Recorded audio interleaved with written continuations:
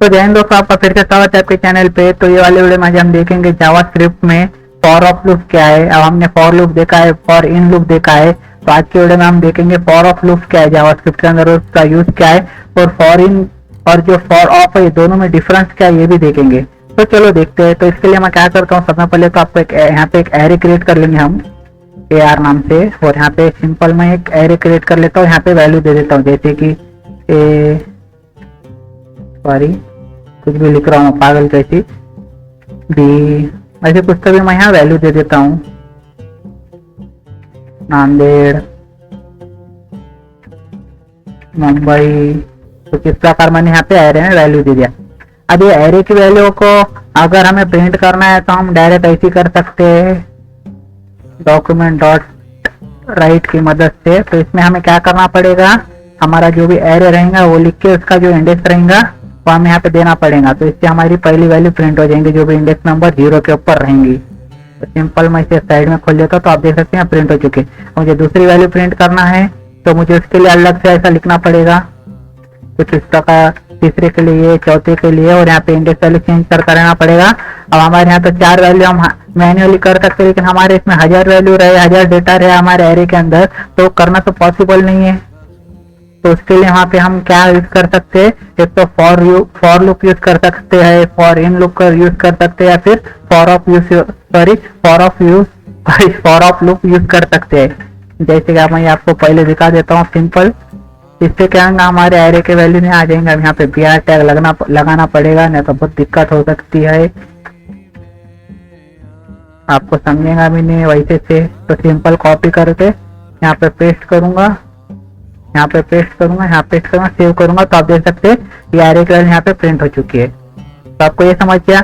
अब इसके बाद मैं क्या करता हूँ, यहाँ पे फॉर इन लूप यूज करता हूँ ये एरे को प्रिंट करने के लिए। तो यहाँ पे हमें कैसा करना पड़ेगा वो देख लो पहले, फिर आखिर में हम फॉर ऑफ लूप यूज करेंगे। तो सिंपल मैं यहाँ पे फॉर लिख देता हूँ, और फॉर इन लूप के अंदर हम सिंपल क्या करते हैं, यहाँ पे एक वेरिएबल क्रिएट करते हैं कौन से भी टाइप का। सिंपल मैं यहाँ पे A कर देता हूँ या फिर X कर देता हूँ, और यहाँ पे क्या करते हैं हम इन लिख के जिससे भी हमें परफॉर्म करना है जो भी एरे है ऑब्जेक्ट के ऊपर वहाँ पे लिख देते हैं। तो इससे क्या होगा, एरे की जो भी वैल्यू रहेंगी और वहाँ पे 1 by 1 आएंगे। अब आपको यहाँ पे ध्यान में रखना है, मैं वैल्यू बोल रहा, लेकिन जब हम फॉर इन यूज करते हैं तो एरे की वैल्यू वहाँ पे नहीं आती है एक्स के अंदर, जो उसके इंडेक्स नंबर रहते हैं वो उसके अंदर आते हैं। आपको दिखाता हूँ अभी। तो सिंपल अभी एक यहाँ करके मैं यहाँ करता हूँ डॉक्यूमेंट डॉट राइट की मदद से यहाँ पे इसे प्रिंट कर देता हूँ। मैं यहाँ पे प्रिंट किसे करूंगा, एक्स को करूंगा। तो आप यहाँ पे सिंपल आप ध्यान देना है यहाँ पे, और यहाँ पे BR टैग लगा दूंगा, आपको यहाँ पे प्रॉपर समझ में आ जाएगा। यहाँ पे सिंपल मैं सेव करूंगा तो आप देख सकते हैं अब यहाँ पे क्या हो रहा है, यहाँ पे ये जो वैल्यू के इंडेक्स नंबर है वो हमारे एक्स के अंदर आ रहे हैं जब हम फॉर इन लूप यूज कर रहे हैं। तो आप देख सकते हैं यहाँ पे। तो अब हमें इसकी वैल्यू प्रिंट करना है तो हमें कैसा करना पड़ेगा, सिंपल है, AR लिखिए और इसे ब्रैकेट में डाल दीजिए। इससे क्या होगा, 1 by 1 वहाँ पे 0 1 2 3 ऐसे इसके अंदर आते जाएंगे, और जो वैल्यूज रहेंगे यहाँ पे प्रिंट होते जाएंगी। कुछ इस प्रकार आप देख सकते हैं। अब आपको इतना तो पता है, हमने पिछले वीडियो में भी देखा है ये लूप काम कैसा करता है। अब ये एरे के ऊपर हमने ये लूप लगाए तो एरे की जो भी वैल्यू है 1 by 1 इसके अंदर आ रही है। अब ये फॉर इन के अंदर वैल्यू नहीं आती है, वो जो इसके इंडेक्स नंबर रहते हैं वो इंडेक्स नंबर आते हैं, जो कि अभी हमने देखे है यहाँ पे। जैसे मैं इसे कट करता हूँ, इसे सेव करता हूँ, तो आप देख सकते हैं यहाँ पे इंडेक्स नंबर आ रही है डायरेक्ट एक्स के अंदर 1 by 1 ये जो भी वैल्यू एरे के अंदर उसके इंडेक्स नंबर आ रहे हैं। तो इंडेक्स नंबर का यूज करके हम वहाँ पे एरे को प्रिंट कर सकते हैं डायरेक्ट कुछ इस प्रकार से। अब हमारे एरे के अंदर जो भी वैल्यू रहेंगे यहाँ पे आ जाएंगे। मैं जैसे यहाँ पे और वैल्यू डाल देता हूँ 2 3। अब यहाँ पे आप कितनी भी वैल्यू रहे तो हमें कुछ करने की जरूरत नहीं है, सिंपल यहाँ वैल्यू आते जाएंगे और यहाँ पे ये लूप चलते रहेंगे। ये 3 लाइन का कोड है। अब आपको ये समझिए फॉर इन लूप के अंदर एक कैसा परफॉर्म कर रहा है। अब फॉर ऑफ लूप के अंदर कुछ भी चेंज करना नहीं है, हमें सिंपल यहाँ पे ऑफ लगा देना है। और अब यहाँ पे मैं क्या करता हूँ, एक्स की वैल्यू प्रिंट करता हूँ। तो सिंपल अब इसे सेव करता हूँ, तो आप देखना यहाँ पे अब सेव कर रहा हूँ, यहाँ रिफ्रेश हो गया, रन हो गया। तो आप देख सकते हैं यहाँ पे जब हम फॉर ऑफ लूप यूज कर रहे हैं तो वहाँ पे क्या हो रहा है, डायरेक्ट इसकी वैल्यू हमारे एक्स के अंदर आ जा रही है इसके अंदर। आप देख सकते हैं यहाँ पे मैंने सेव करके रन कर दिया। आप देख सकते हैं ऊपर रिफ्रेश भी हो जाएगा ये।